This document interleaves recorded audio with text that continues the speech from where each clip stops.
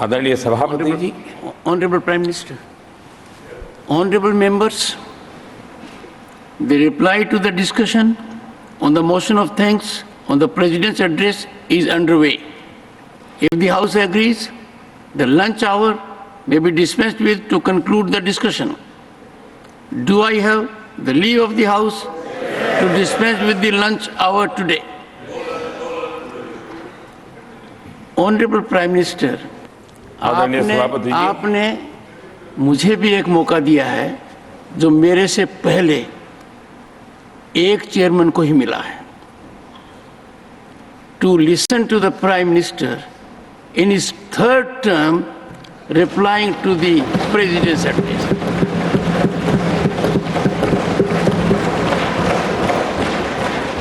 और आपसे इंस्पिरेशन लेकर आप देखिए, टेबल के ऊपर हमने पुरुषों का 1/3 रिजर्वेशन कर दिया है। ऑनरेबल प्राइम मिनिस्टर, आदरणीय सभापति जी, वैश्विक अर्थव्यवस्थाओं में संतुलन जो चाहते हैं, उनका भारत का ये विजय उनके लिए एक बहुत बड़ी नई आशा लेकर के आया है। आज विश्व पारदर्शिता पर भरोसा करती है और भारत उसके लिए एक बहुत ही श्रेष्ठ भूमि के रूप में उभर रहा है। आदरणीय सभापति जी, इस चुनाव नतीजों से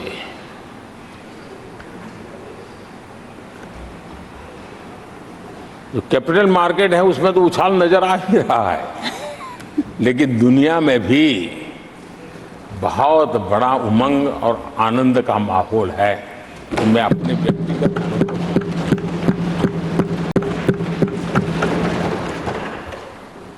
लेकिन इस बीच हमारे कांग्रेस के लोग भी खुशी में मगन है। मैं समझ नहीं पाता हूं कि ये खुशी का कारण क्या है, और इस पर कई सवाल है। क्या ये खुशी हार की हैट्रिक पर है? क्या ये खुशी नर्वस 90 के शिकार होने पर है? क्या ये खुशी एक और असफल लॉन्च की है? आदरणीय सभापति जी, मैं देख रहा था ये उत्साह उमंग से खड़गे जी भी बड़े नजर आ रहे थे, लेकिन शायद खड़गे जी ने उनकी पार्टी की बड़ी सेवा की है, क्योंकि जो ये पराजय का ठिकरा जिन पर फूटना चाहिए था, उनको उन्होंने बचा लिया और खुद दीवार बन के खड़े हो गए।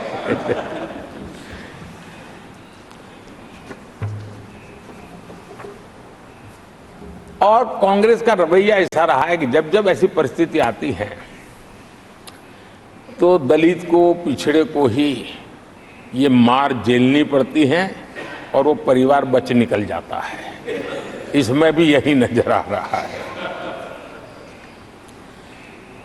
इन दिनों आपने देखा होगा लोकसभा में स्पीकर के चुनाव का मसला हुआ, उसमें भी पराजय तो तय थी, लेकिन आगे किसको किया? तो एक दलित को बड़ी चलाने के लिए खेल खेला उन्होंने। उनको मालूम था कि वो पराजित होने वाले, लेकिन उन्हीं को आगे किया। राष्ट्रपति उपराष्ट्रपति पद के चुनाव थे तो 2022 में उन्होंने उपराष्ट्रपति पद के लिए सुशील कुमार शिंदे जी को आगे किया, उनको मरवा दिया। दलित मरे, उनका कुछ जाता नहीं है। 2017 में हार तय थी तो उन्होंने मीरा कुमार को लगा दिया। पराजय हुआ, उनको पराजय झेलना पड़ा। कांग्रेस की एससी, एसटी, ओबीसी ये विरोधी मानसिकता है, जिसके कारण ये पूर्व राष्ट्रपति श्री रामनाथ कोविंद जी का अपमान करते रहे। इसी मानसिकता के कारण देश की पहली आदिवासी महिला राष्ट्रपति को भी उन्होंने अपमानित करना, विरोध करने में कोई कमी नहीं दी और ऐसे शब्दों का प्रयोग किया जो कोई नहीं कर सकता है।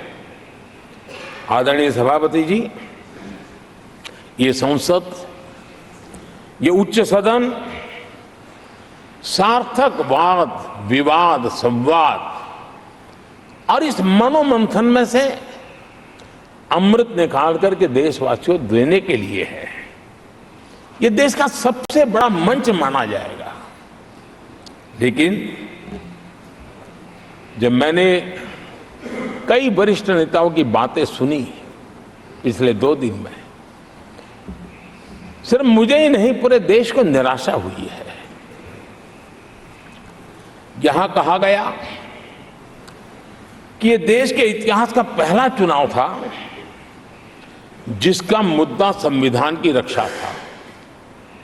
मैं जरा उन्हें याद कराना चाहता हूं, क्या अब भी ये फेक नैरेटिव चलाते रहोगे क्या? क्या आप भूल गए 1977 का चुनाव? अखबार बंद थे, रेडियो बंद थे, बोलना भी बंद था और एक ही मुद्दे पर देशवासियों ने वोट किया था। लोकतंत्र की पुनर्स्थापना के लिए वोट किया था।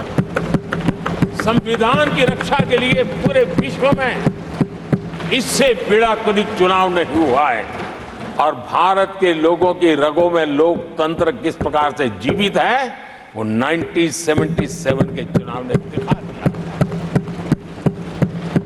लेकिन आप गुमराह कर रहे हो देश को। मैं मानता हूं कि संविधान की रक्षा का वो सबसे बड़ा चुनाव था और उस समय देश की विवेक बुद्धि ने संविधान की रक्षा के लिए उस समय सत्ता पर बैठे हुए लोगों को उखाड़ करके फेंक दिया था। और इस बार अगर संविधान की रक्षा का चुनाव था तो देशवासियों ने संविधान की रक्षा के लिए हमें योग्य पाया है। संविधान की रक्षा के लिए देशवासियों को हम पर भरोसा है। कहां अगर संविधान की रक्षा कोई कर सकता है तो यही लोग कर सकते हैं और देशवासियों ने हमें जनादेश दिया है। आदरणीय सभापति जी,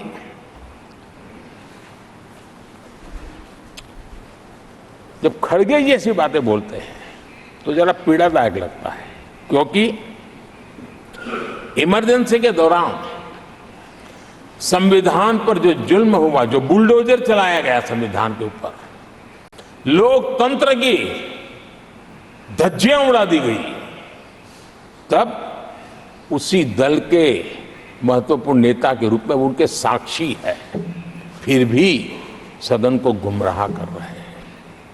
आदरणीय सभापति जी, आपातकाल को मैंने बहुत निकट से देखा है। करोड़ों लोगों को कल्पना भार की यातनाएं दी गई है, उनका जीना मुश्किल कर दिया गया था और जो संसद के अंदर होता था वो तो रिकॉर्ड पर है।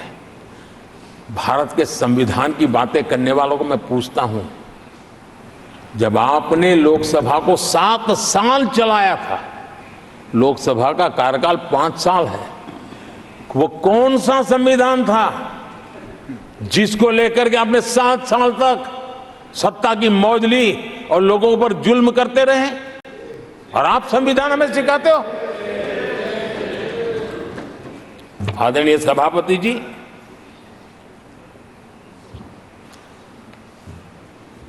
दर्जनों आर्टिकल्स पर, यानी संविधान की आत्मा को छिन्न विच्छिन्न करने का पाप इन्हीं लोगों ने उस कालखंड में किया था। 38वां, 39वां और 42वां संविधान संशोधन, और उस संशोधन में यानी मिनी कॉन्स्टिट्यूशन, यानी मिनी कॉन्स्टिट्यूशन के रूप में कहा जाता था। ये सब क्या था? आपके मुंह में संविधान की रक्षा शब्द शोभा नहीं देता है। ये पाप कर करके आप बैठे हुए लोग हो। इमरजेंसी में पिछली सरकार में 10 साल ये कैबिनेट में थे खड़गे जी, क्या हुआ था? प्रधानमंत्री संवैधानिक पद है, प्रधानमंत्री के पद के ऊपर एनएसी बैठ जाना, ये कौन से संविधान में से लाए थे व्यवस्था? किस संविधान में से बनाया था आप लोगों ने? आपने देश के प्रधानमंत्री पद की गरिमा को चकनाचूर कर दिया था और रिमोट पायलट बनकर के आप उसके माथे पर बैठ गए थे। कौन सा संविधान आपको अनुमति देता है? आदरणीय सभापति जी, जरा ये बताएं हमको, वो कौन सा संविधान है जो एक सांसद को कैबिनेट के निर्णय को सार्वजनिक रूप से फाड़ देने का हक दे देता है? वो कौन सा संविधान था? किस हैसियत से फाड़ा गया था? आदरणीय सभापति जी, हमारे देश में लिखित रूप में प्रोटोकॉल की व्यवस्था है। राष्ट्रपति, उपराष्ट्रपति, प्रधानमंत्री, स्पीकर सब कैसे कहां होते हैं? कोई मुझे बताएं कि संविधान की मर्यादाओं को तार तार करके प्रोटोकॉल में एक परिवार को प्राथमिकता कैसे दी जाती थी? कौन सा संविधान था? संवैधानिक पदों पर बैठे हुए लोगों बाद में, एक परिवार के लोग पहले। कौन से संविधान की मर्यादा रखी थी आपने? और आज संविधान की बातें करते हैं, संविधान लहराते हैं, जय संविधान कहते हैं। अरे आप लोग तो India is Indira, Indira is India के नारे लगा करके जिए हो। आपको संविधान की कोई आदर भाव कभी व्यक्त कर नहीं पाए हो। आदरणीय सभापति जी, मैं बहुत गंभीरता से कह रहा हूं कि देश में कांग्रेस संविधान की सबसे बड़ी विरोधी है। उसके जहन में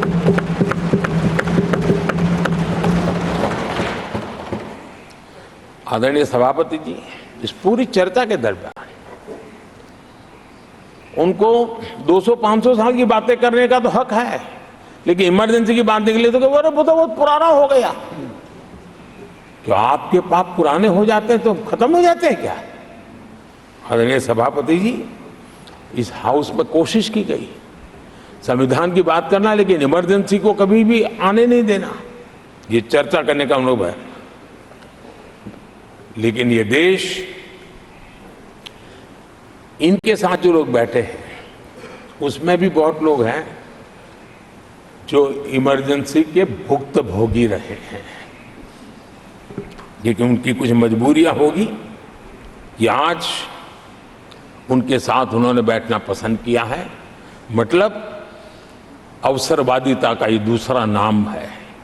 संविधान के प्रति समर्पण का भाव होता तो ऐसा नहीं करते। आदरणीय सभापति जी, आपातकाल सिर्फ एक राजनीतिक संकट नहीं था, लोकतंत्र संविधान के साथ साथ ये बहुत बड़ा मानवीय संकट भी था। अनेक लोगों को टॉर्चर किया गया था, अनेक लोग जेल में मृत्यु को शरण हुए थे।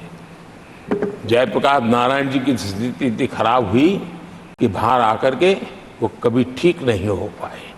ये हाल उन्होंने कर दिया था। और प्रताड़ना सिर्फ राजनेताओं की नहीं, आम आदमी को भी नहीं छोड़ा गया था, सामान्य आदमी को भी नहीं। और इनका इतने सारे जुल्म, उसमें इनके लोग भी थे अंदर, उनके साथ भी ये जुल्म हुआ। लेकिन आज भूल, आदरणीय सभापति, वो दिन ऐसे थे कि जो कुछ लोग घर से निकले कभी घर लौट करके वापिस नहीं आए और पता तक नहीं चला कि उनका शरीर कहाँ गया। यहां तक की घटनाएं घटी थी। आदरणीय सभापति जी, ये बहुत सी पार्टियां जो उनके साथ बैठी हैं, वो अल्पसंख्यकों की आवाज होने का जरा दावा करते हैं और बड़े ज्यादा चिल्ला करके बोलते हैं। क्या कोई मुजफ्फरनगर और तुर्कमान गेट, वहां अल्पसंख्यकों के साथ इमरजेंसी में क्या हुआ था, जरा याद करने की हिम्मत करते हैं क्या? बोलने की हिम्मत करते हैं क्या? आदरणीय सभापति जी, और ये कांग्रेस को क्लीन चिट दे रहे हैं। कैसे देश उनको माफ करेगा? ये शर्मनाक है कि ऐसी तानाशाही को भी आज सही कहने वाले लोग हाथ में संविधान की प्रत लेकर के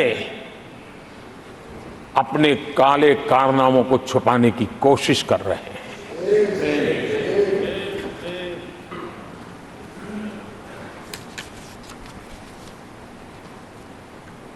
आदरणीय सभापति जी, उस समय कई अलग छोटे छोटे राजनीतिक दल थे, ये इमरजेंसी के खिलाफ लड़ाई के मैदान में उतरे थे और धीरे धीरे उन्होंने अपनी जमीन बनाई थी। आज वो कांग्रेस का सहयोग कर रहे हैं। और मैंने कल लोकसभा में कहा था, अब कांग्रेस का परजीवी युग शुरू हुआ है। ये परजीवी कांग्रेस है,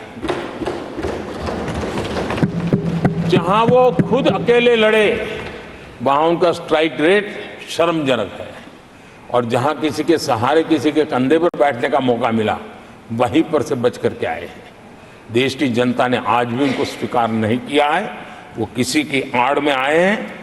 ये कांग्रेस परजीवी है, किसी और के कारण सहयोगी दलों के वोट खा करके वो जरा फली फूली है ऐसा दिखता है। और कांग्रेस का परजीवी होने का कारण उनके अपने कारनामों से है। वो देश की जनता का विश्वास नहीं लेता है, वो जोड़ तोड़ करके बचने का रास्ता खोज रहे हैं। जनता जनार्दन का विश्वास जीतने के लिए इनके पास कुछ नहीं है, इसलिए फेक नैरेटिव के द्वारा, फेक वीडियो के द्वारा देश को भ्रमित करके, गुमराह करके अपने कारनामे करने की आदत है।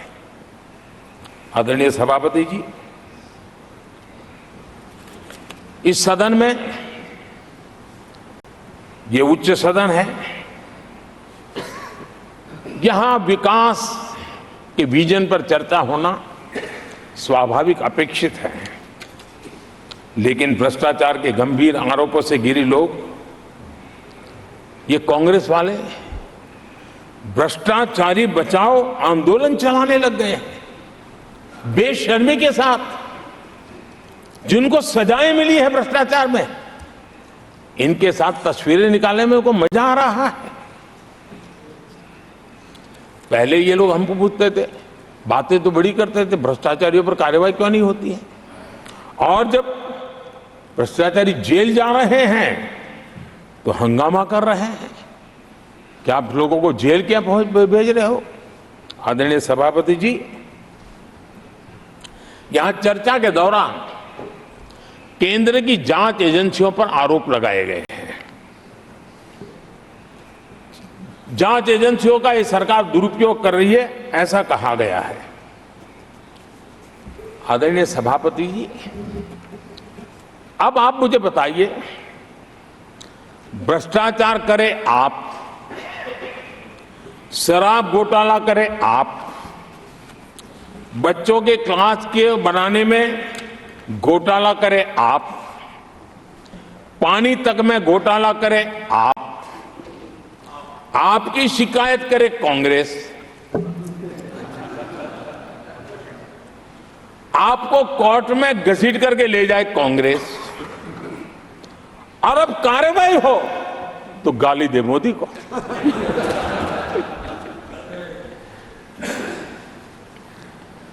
और अब आपस में जरा साथी बन गए हैं लोग, और हिम्मत है तो सदन में खड़े होकर के जवाब मांगो।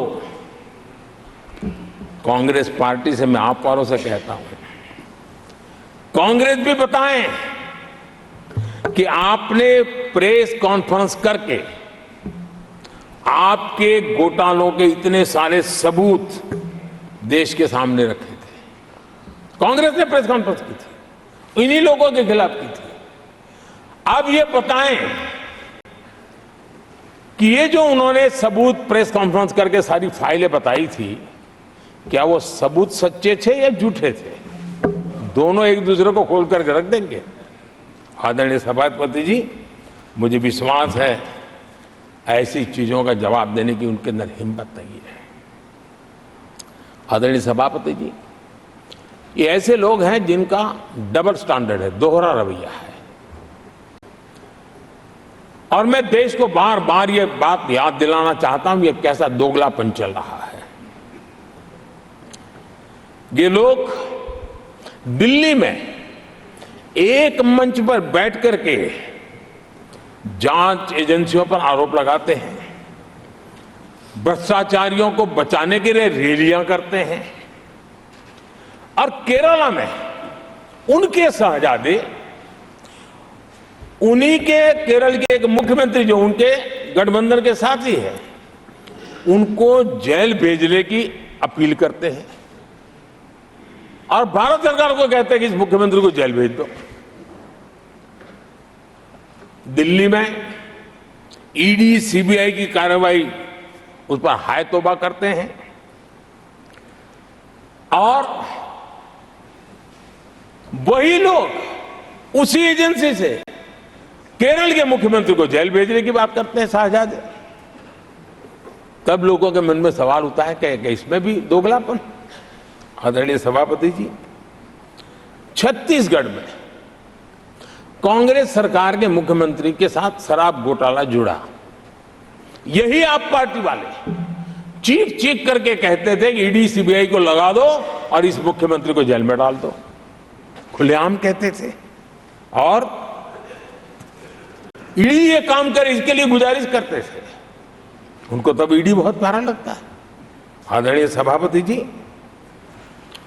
ये आज जो लोग जांच एजेंसियों को बदनाम कर रहे हैं, हल्ला मचा रहे हैं, मैं जरा उनकी याददाश्त पर जोर डालना चाहिए, मैं ऐसा उनका आग्रह करता हूं।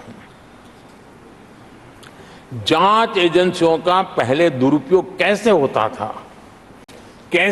था, कौन करता था, मैं जरा बताना चाहता हूं। मैं कुछ बयान आपके सामने रखता हूं। ये पहला बयान है 2013 का।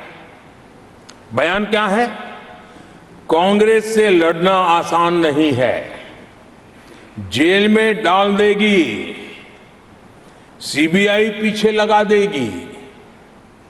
कांग्रेस सीबीआई व इनकम टैक्स का भय दिखा करके समर्थन लेती है।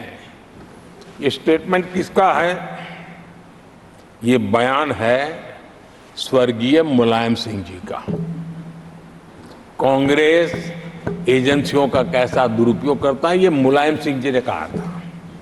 और यहां इस सदन के माननीय सदस्य रामगोपाल जी को मैं जरा पूछना चाहता हूं कि रामगोपाल जी, क्या नेताजी कभी झूठ बोलते थे क्या?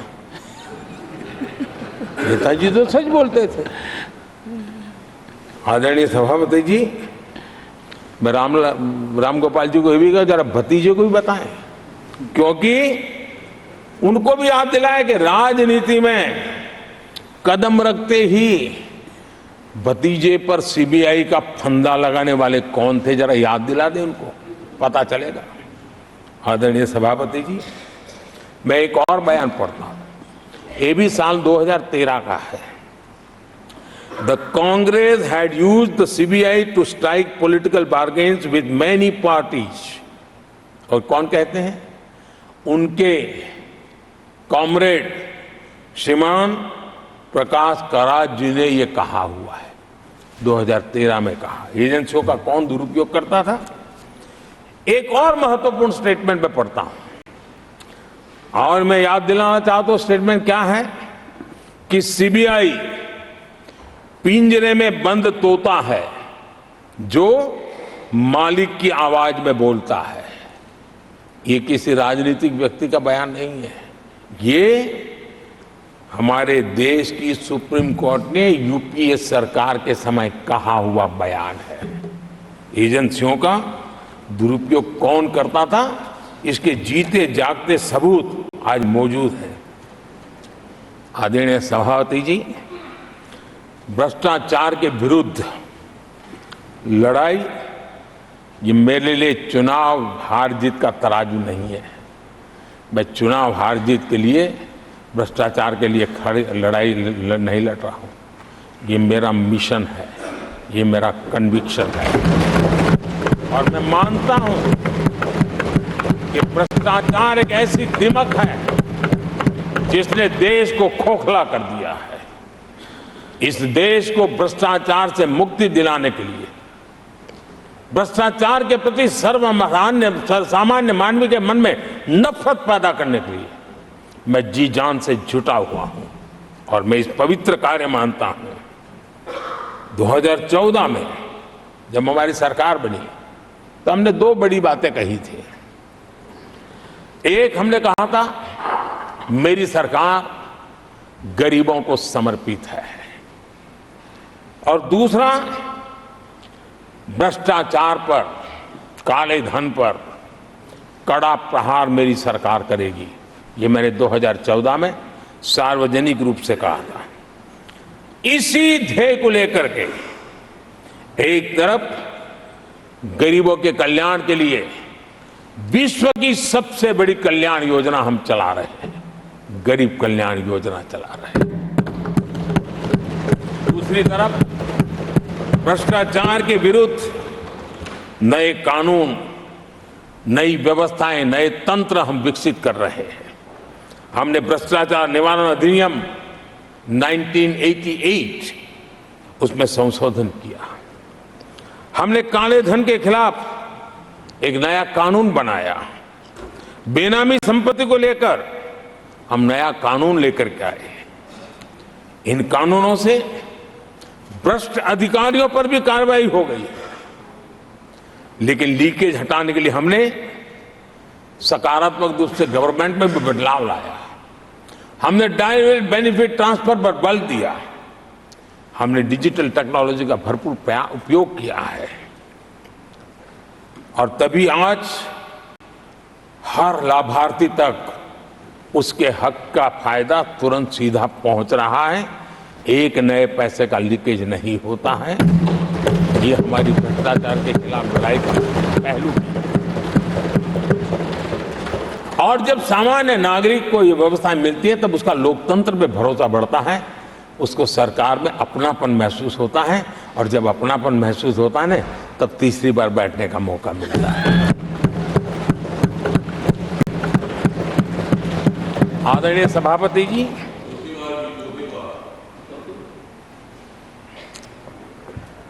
मैं निसंकोच रूप से कहना चाहता हूं, लाग लपेट नहीं रखता हूं, और मैं देशवासियों को भी कहना चाहता हूं कि मैंने एजेंसियों को भ्रष्टाचार और भ्रष्टाचारियों पर कड़ों से कठोर कार्रवाई करने के लिए खुली छूट दे के रखी है।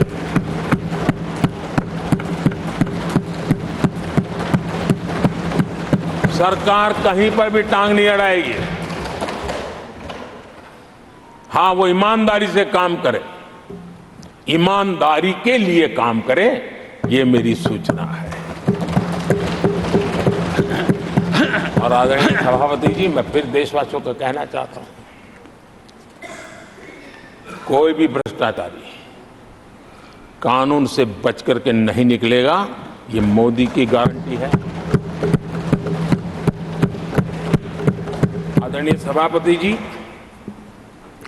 राष्ट्रपति जी ने अपने संबोधन में पेपर लीक को एक बड़ी समस्या बताया है। मेरी अपेक्षा थी कि सारे दल दलीय राजनीति से ऊपर उठकर इस पर अपनी बात रखते, लेकिन दुर्भाग्य से इतना संवेदनशील महत्वपूर्ण मुद्दा भी, मेरे देश के नौजवानों के भविष्य के साथ जुड़ा मुद्दा भी, इन्होंने राजनीति के भेंट चढ़ा दिया। इससे बड़ा दुर्भाग्य क्या हो सकता है। मैं देश के नौजवानों को आश्वस्त करता हूं कि आपको धोखा देने वालों को ये सरकार छोड़ने वाली नहीं है। मेरे देश के नौजवानों के भविष्य के साथ खिलवाड़ करने वालों को सख्त से सख्त सजा मिले, इसके लिए एक के बाद एक एक्शन लिए जा रहे हैं। संसद में इन गड़बड़ियों के खिलाफ सख्त कानून भी हमने बनाया है। हम पूरी सिस्टम को मजबूती दे रहे हैं कि भविष्य में मेरे देश के नौजवानों को आशंका भरी स्थिति में भी रहना न पड़े, पूरे विश्वास के साथ वो अपने सामर्थ्य को प्रदर्शित करें और अपने हक का प्राप्त करें, इस बात को लेकर के हम काम कर रहे हैं। आदरणीय सभापति जी, यहां कुछ आरोप लगाने की फैशन है, लेकिन कुछ आरोप ऐसे उसके जवाब घटनाएं खुद दे देती है और प्रत्यक्ष को प्रमाण की कोई जरूरत नहीं होती है। जम्मू कश्मीर में हाल में हुए लोकसभा चुनाव में मतदान के जो आंकड़े हैं वो पिछले 4 दशक के रिकॉर्ड को तोड़ने वाले हैं। और इसको सिर्फ कोई घर से गया बटन दबा के आया इतना नहीं है, भारत के संविधान को स्वीकृति देते हैं, भारत के लोकतंत्र को स्वीकृति देते हैं, भारत के इलेक्शन कमीशन को स्वीकृति देते हैं। ये बहुत बड़ी सक्सेस है आदरणीय सभापति। देशवासी जिस पल की प्रतीक्षा करते थे वो आज इतनी सहज सरलता के सामने दिख रही है। आदरणीय सभापति, बीते अनेक दशकों में बंद, हड़ताल, आतंकी धमकियां, इधर उधर बम धमाके की कोशिशें एक प्रकार से लोकतंत्र पर ग्रहण बनी हुई थी। आज इस बार लोगों ने संविधान पर अटूट विश्वास रखते हुए अपने भाग्य का फैसला लिया है। मैं जम्मू कश्मीर के मतदाताओं को विशेष रूप से बधाई देता हूं। आदरणीय सभापति, जम्मू कश्मीर में आतंकवाद से हमारी लड़ाई एक प्रकार से अंतिम दौर में है, अंतिम चरण में है। आतंक के बचे हुए नेटवर्क को भी हम सख्ती से नेस्त नाबूद करने के लिए पूरी व्यूहरचना के साथ आगे बढ़ रहे हैं। बीते 10 वर्षों में पहले की तुलना में आतंकी घटनाओं में बहुत गिरावट आई है। अब पत्थरबाजी की खबरें भी शायद ही किसी कोने में एक आध बार आ जाए तो आ जाए। अब जम्मू कश्मीर में आतंक और अलगाव खत्म हो रहा है और इस लड़ाई में जम्मू कश्मीर के नागरिक हमारी मदद कर रहे हैं, नेतृत्व कर रहे हैं। ये सबसे जरा विश्वास पैदा करने वाली बात है। आज वहां टूरिज्म नए रिकॉर्ड बना रहा है, निवेश बढ़ रहा है। आदरणीय सभापति जी, आज जो नॉर्थ ईस्ट को लेकर सवाल उठाते हैं, उन्होंने नॉर्थ ईस्ट को अपने हाल पर छोड़ के रखा था, क्योंकि उनकी जो चुनावी हिसाब किताब होता है, नॉर्थ ईस्ट से इतनी ही लोकसभा की सीटें हैं, क्या उससे राजनीति में फर्क पड़ता है? कभी कोई परवाही नहीं, उसे उनके नसीब पर छोड़ दिया था। हम नॉर्थ ईस्ट को आज देश के विकास का एक सशक्त इंजन बनाने की ओर हम ताकत से लगे। नॉर्थ ईस्ट पूर्वी एशिया के साथ ट्रेड, टूरिज्म और कल्चरल कनेक्टिविटी उसका गेटवे बन रहा है।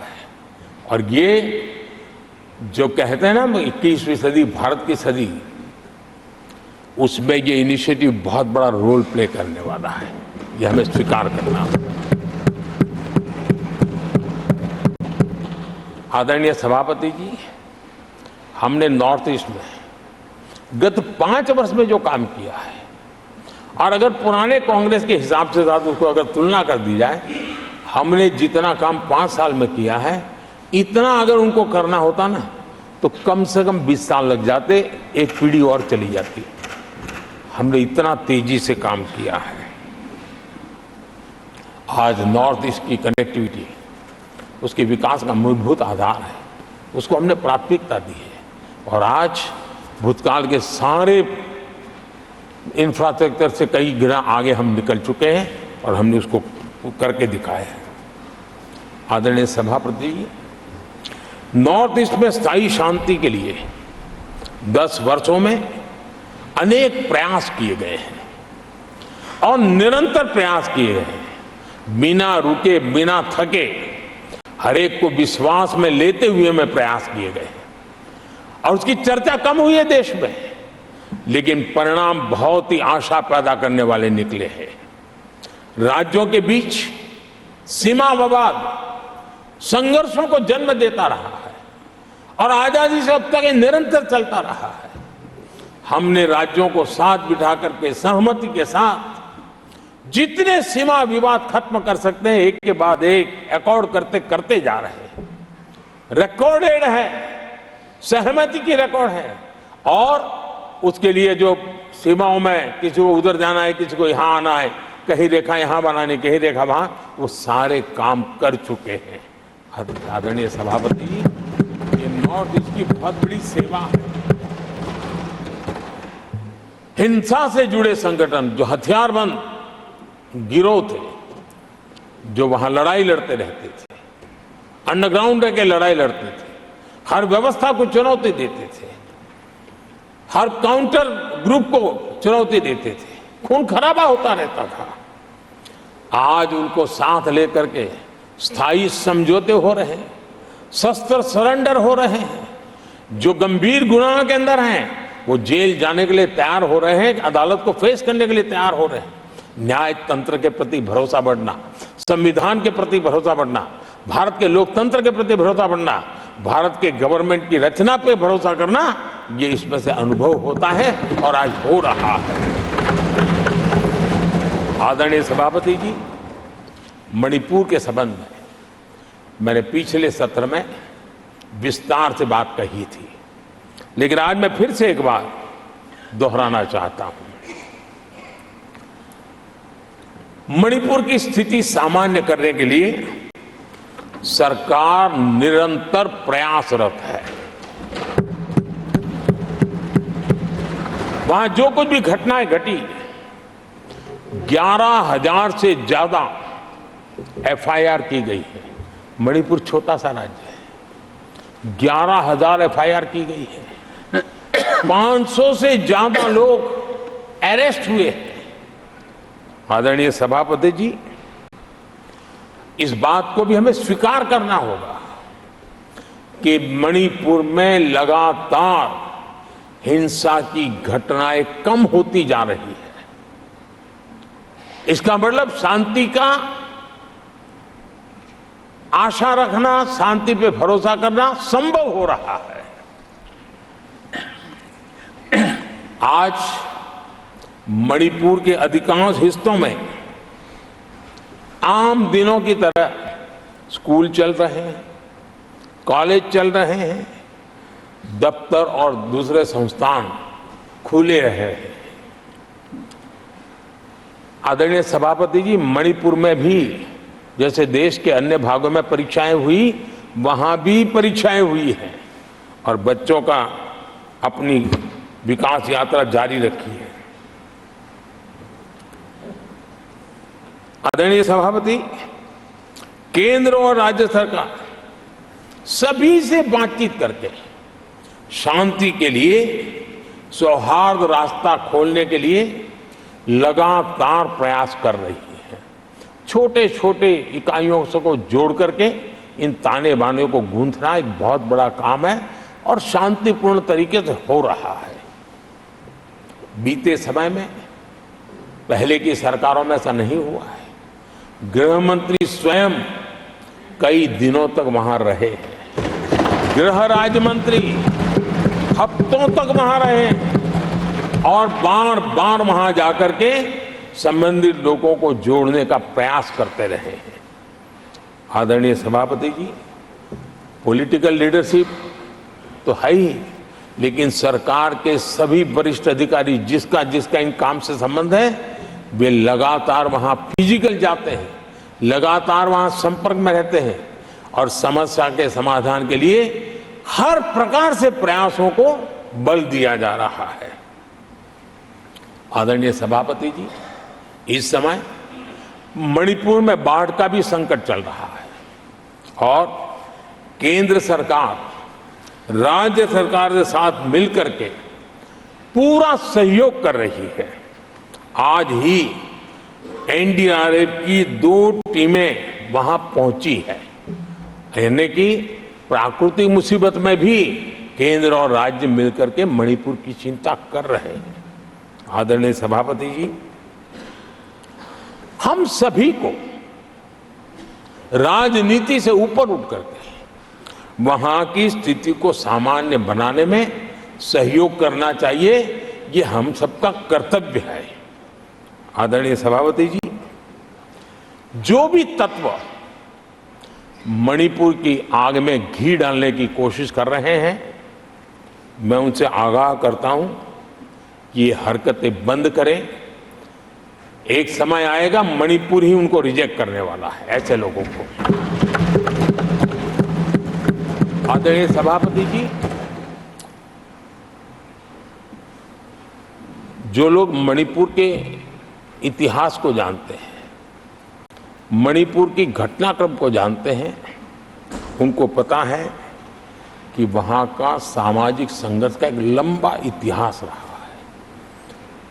उस संघर्ष की मानसिकता की जड़ें बहुत गहरी हैं, इसको कोई नकार नहीं सकता है।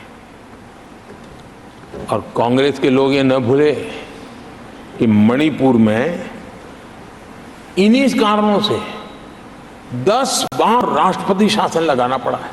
इतने छोटे से राज्य में 10 बार प्रेसिडेंशियल रूल लगाना पड़ा है, राष्ट्रपति शासन लगाना पड़ा है। कुछ तो मुसीबतें होगी और ये हमारे कालखंड में नहीं हुआ है, लेकिन फिर भी राजनीतिक फायदा उठाने के लिए वहां पर जिस प्रकार की हरकतें हो रही है, और राष्ट्रपति जी, आदरणीय सभापति जी, मैं इस सदन में देशवासियों को मैं बताना चाहता हूं, 1993 में मणिपुर में ऐसे ही घटनाओं का क्रम चला था और इतना तीव्र चला था, इतना व्यापक चला था, वो 5 साल लगातार चला था। तो ये सारा इतिहास समझ करके हमें बहुत समझदारी के पूर्वक स्थितियों को ठीक करने के लिए प्रयास करना है। जो भी इसमें सहयोग देना चाहते हैं, हर एक का सहयोग भी हम लेना चाहते हैं, लेकिन हम सामान्य स्थिति को बरकरार रखने में, शांति लाने में भरपूर प्रयास कर रहे हैं। आदरणीय सभापति जी, ये मेरा सौभाग्य रहा है कि मैं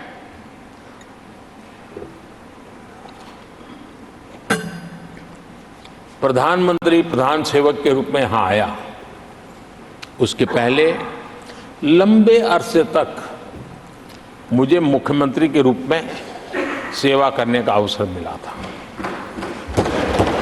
और इसके कारण मैं अनुभव से सीखा हूं कि फेडरलिज्म का महात्म्य क्या होता है, और उसी में से कोऑपरेटिव फेडरलिज्म और उसी में से कॉम्पिटिटिव कोऑपरेटिव फेडरलिज्म, इन विचारों को मैं बल देता आया हूं।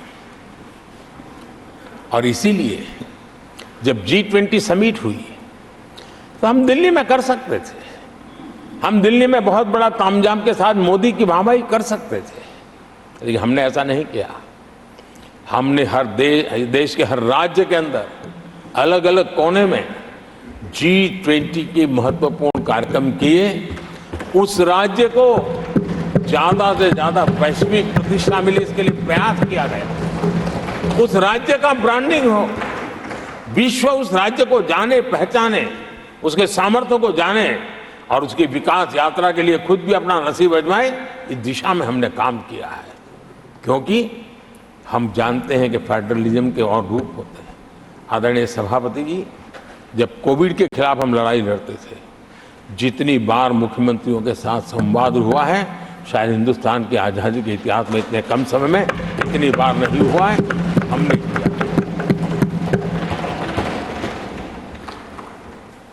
आदरणीय सभापति जी, ये सदन एक प्रकार से राज्यों से जुड़ा हुआ सदन है और इसलिए राज्यों के विकास के कुछ फोकस एरिया, उसकी चर्चा इस सदन में करना मैं उचित मानता हूं और मैं कुछ आग्रह भी साझा करना चाहता हूं। आज हम एक ऐसी स्थिति में हैं जहां हम अगली क्रांति का नेतृत्व कर रहे हैं। इसलिए सेमीकंडक्टर्स और इलेक्ट्रॉनिक मैन्युफैक्चरिंग जैसे सेक्टर्स में हर राज्यों ने बड़ी प्राथमिकता से साथ अपनी नीतियां बनानी चाहिए, योजनाओं लेकर के आगे आना चाहिए। और मैं चाहता हूं कि राज्यों के बीच विकास की स्पर्धा हो, निवेश आकर्षण करने वाली नीतियों में स्पर्धा हो, और वो भी गुड गवर्नेंस के माध्यम से हो, स्पष्ट नीतियों के माध्यम से हो। मैं पक्का मानता हूं कि आज जब विश्व भारत के दरवाजे पर दस्तक दे रहा है, तब हर राज्य के लिए अवसर है। और जब ये राज्यों से जुड़ा हुआ सदन है, तो मैं आग्रह करूंगा राज्यों से कि आप आगे आइए और विकास की यात्रा में आप भी उसका फायदा उठाइए। रोजगार सृजन में इस राज्यों के बीच स्पर्धा क्यों न होनी चाहिए? फलाने राज्य की उस नीति के कारण उस राज्य में नौजवानों को इतना रोजगार मिला, तो दूसरा राज्य कहा है तुम्हारी नीति में मैंने +1 कर दिया तो मुझे ये फायदा मिला। रोजगार के लिए राज्यों के बीच में स्पर्धा क्यों नहीं होनी चाहिए? मैं समझता हूं कि ये देश के नौजवानों के भाग्य को बदलने में बहुत काम आएगा। आज नॉर्थ ईस्ट में, असम में सेमीकंडक्टर पर तेज गति से काम चल रहा है और इससे असम, नॉर्थ ईस्ट, वहां के नौजवानों को बहुत ही फायदा होने वाला है और साथ साथ देश को भी फायदा होने वाला है। और नॉर्थ ईस्ट की धरती, क्योंकि एक राज्य सरकार जब एग्रेसिवली नीतियों को लेकर के आती है तो उसका, आदरणीय सभापति जी, यूएन ने 2023 को ईयर ऑफ मिलेट्स के रूप में घोषित किया था। ये भारत की अपनी खुद की ताकत है। मिलेट्स हमारे छोटे किसानों की ताकत है। और जहां कम पानी है, जहां सिंचाई की सुविधाएं नहीं है, वहां पर मिलेट्स, जो कि एक सुपर फूड है, मैं मानता हूं कि राज्य इसके लिए आगे आए, अपने अपने राज्य के इस सुपर फूड को, मिलेट्स को लेकर के वैश्विक बाजार में जाने की योजना बनाए। उसके कारण दुनिया के हर टेबल पर हिंदुस्तान का मिलेट होगा, डाइनिंग टेबल पर, और हिंदुस्तान के किसान के घर में दुनिया से कमाने का अवसर पैदा हो जाएगा। भारत के किसान के लिए समृद्धि के नए द्वार खुल सकते हैं। मैं राज्यों से आग्रह करूंगा कि आप आइए। आदरणीय सभापति जी, दुनिया के लिए न्यूट्रिशन मार्केट, इसका सॉल्यूशन भी हमारे देश के मिलेट में है। ये सुपर फूड है और जहां पर न्यूट्रिशन की चिंता है, वहां पर हमारा मिलेट बहुत बड़ा काम कर सकता है। हम इस आरोग्य की दृष्टि से भी वैश्विक मंच पर ले जाने के लिए हमारे राज्य आगे आए, अपनी एक पहचान बनाए। आदरणीय सभापति जी, 21वीं सदी में ईज ऑफ लिविंग, ये सामान्य मानवीय का हक है और मैं चाहता हूं कि राज्य सरकार अपने यहाँ के नीति, नियम, व्यवस्थाएं उस प्रकार से विकसित करें ताकि सामान्य नागरिक को ईज ऑफ लिविंग का अवसर मिले। और इस सदन से राज्यों को अगर वो संदेश जाता है तो देश के लिए उपयोगी होगा। आदरणीय सभापति जी, भ्रष्टाचार के खिलाफ जो हमारी लड़ाई है, उसको हमें कई स्तरों पर नीचे ले जाना पड़ेगा। और इसलिए चाहे पंचायत हो, नगरपालिका हो, महानगर पालिका हो, तहसील पंचायतें हो, जिला परिषद हो, ये सारी इकाइयों में एक ही मिशन के साथ भ्रष्टाचार से मुक्ति का राज्य अगर बीड़ा उठाएंगे तो हम बहुत तेजी से देश के सामान्य मानवी को जो भ्रष्टाचार से जूझना पड़ता है उससे मुक्ति दिला सकते हैं।